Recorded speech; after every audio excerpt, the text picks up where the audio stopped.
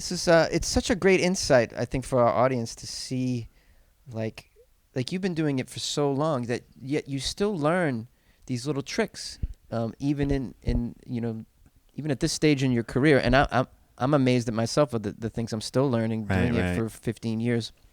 I once heard Seinfeld on an interview say, because they're like, well, what keeps you going? And he's like, basically what keeps him going is he still feels he hasn't mastered it. And he's been doing it forever at the highest level. Absolutely. Because you always are learning these little ways to, it's like a running back. Maybe the running back develops a spin move. Right. The running back develops, a good stiff arm. But then discovers in one game, did this little move that he never tried before to evade a linebacker. And it's like, I can do that. Okay. And still learning moves, even after doing it for so many years. And it also shows, and I think our audience might find this fascinating, this is why stage time is so goddamn important. We cannot do this in our bedrooms. We don't have the luxury of a painter, whereas if I have enough crust to go down to the art store and buy a new canvas and new oils, I can do my art in my bedroom. We do not have that luxury. This stuff has to be worked out on the stage in front of live audiences. That's how we craft and create. And then even after we've created something, we're still shifting it and moving it around as we go per performance. Yeah. And trying to make it better and better and better and better. It's a moving target. It's a moving target. And that's the thing. The running back analogy is so great because he's not learning those new moves in a vacuum. The defense is adjusting. They're doing different things. They're watching his tapes and they go, he tends to do this. This is what he likes to do. Not that the audience is trying against us, but it's every audience is different. That's why you pick up new things.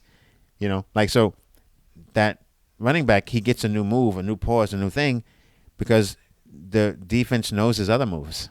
The defense has presented them with a new problem. Right. And in stand-up, the example that you gave that you've overcome regarding the gender situation, that is because the defense has presented us with a new problem. Right. What is that new problem? Well, the new problem, among other things, is if you're a male, don't you dare talk about women.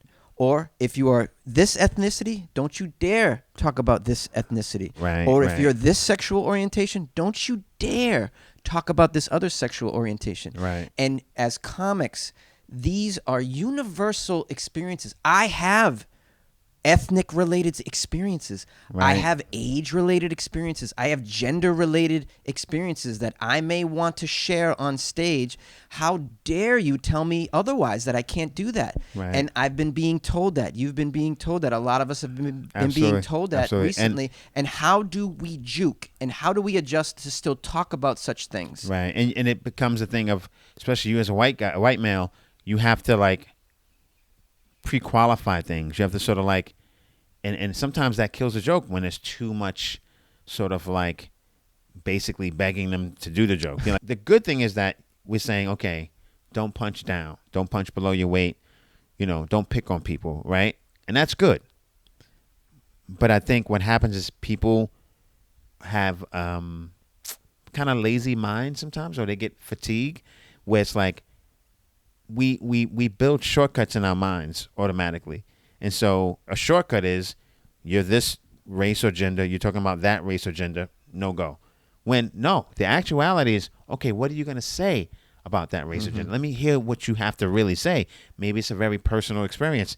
Maybe you come from a place of love. Maybe you have some heart. Maybe it's going to be really funny. I think people assume as soon as they hear it, this guy's just going to do a stock joke about these people. Yep. And then they don't listen. They don't give you the benefit of the nuance. Right. They don't. They really don't. Right. And that's how you said, that's in a sense the defense has adjusted to. Yep. Almost we're in a position of overcorrecting the political correctness